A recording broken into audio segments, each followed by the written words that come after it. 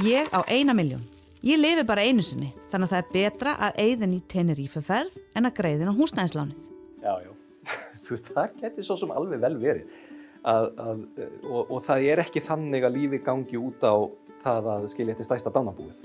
Það er ekki stigatafla í kirkjugarðinum og það er heldur ekki verið að halda bókhaldi yfir það hver leyfði sér aldrei neitt og sá vinnuleikinn. Það er alls ekki þannig.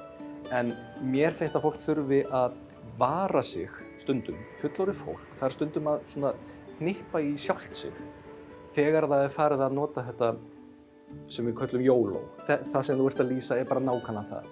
Þar sem við erum farin að grípa í það sem útskýringu á því að við ætlum að gera eitthvað sem við kannski vitum að ekki er skynsamlegt. Við segjum, já, ég lifi bara einu sinni.